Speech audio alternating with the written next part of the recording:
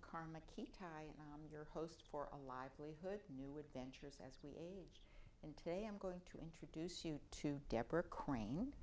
Deborah has gotten engaged in something that she's very enthusiastic about called voice movement therapy. Yes, so voice movement therapy, I had never heard about that before I spoke to you the other day. Yeah. Why don't we talk a little about what that is? Absolutely. Voice movement therapy is an expressive arts therapy that focuses primarily, but not exclusively, on the voice. So if you think about how we are in the world, when we're in the world, we have our body and our voice in order to convey what we have in our mind or our emotions or whatever. But we really only have those two instruments.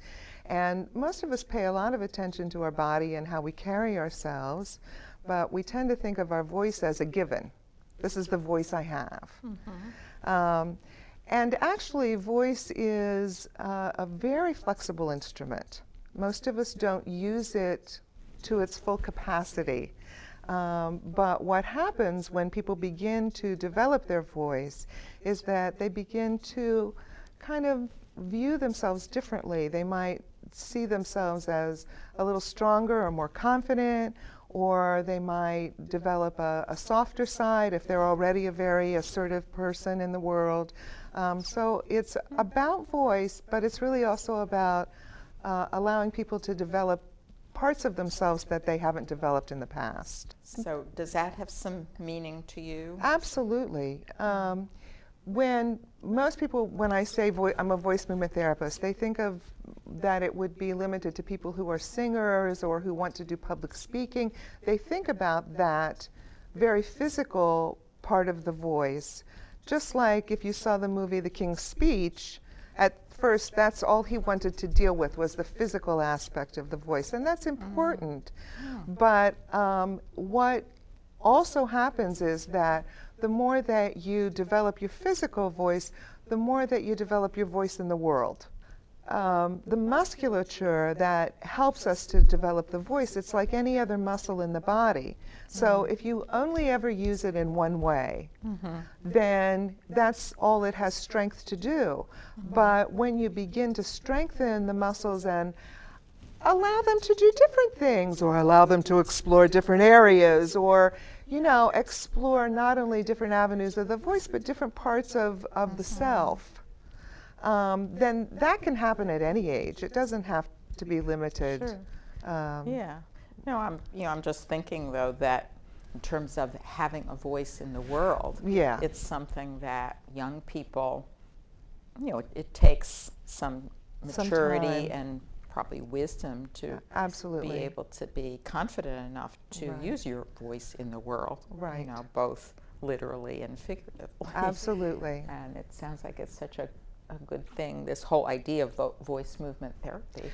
I had a client a few years ago who was a young woman, and she came to me because she had difficulty speaking up for herself.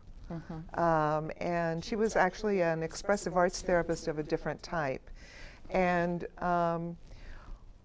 but when she would come up against a powerful personality, she had difficulty speaking what was her perception of what was going on, which of course was often different than the other person. And so we were working on the physical voice and doing lots of work, and I would say after about 2 or 3 months she came into a session one day and she said, I was in a meeting with so-and-so the other day and I didn't even think about it. I just said what was on my mind. So it's a cumulative kind of thing, and it often sneaks up on you. So the voice, I often say to people, the vocal instrument is your entire body, because you're going to have a different voice if you're all slumped over and you're like this. Your voice is not going to project. And if you're opened out and kind of embracing the world, then your voice is much more kind of out there.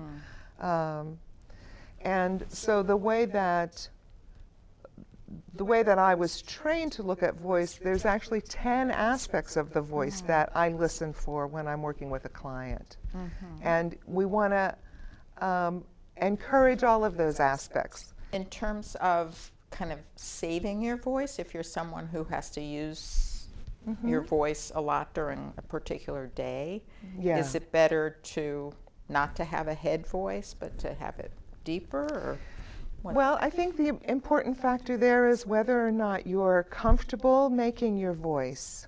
So if you're in comfort with your speaking, if you're not straining, but speaking from your kind of center or your heart or um, your vocal, the muscles around the vocal cords don't tend to get tired as much. But if you're working really hard at it or you're anxious, then you're going to wear out the muscles. They're going to get tired and they're going to Ah, get that's sore. interesting. How did you find this, or what propelled you to do it? Right. A number of years ago in the 90s, I was uh, simultaneously in personal therapy, regular therapy, and I was taking yoga classes and I was taking voice lessons. And I began to see that those three things fed each other.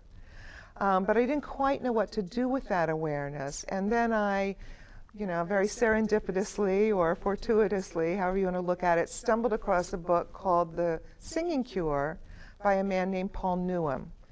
And Paul Newham is the founder of voice movement therapy. He's the person who put he took different aspects from a lot of different disciplines and kind of brought it together to create this, what's called now voice movement therapy, this expressive arts therapy.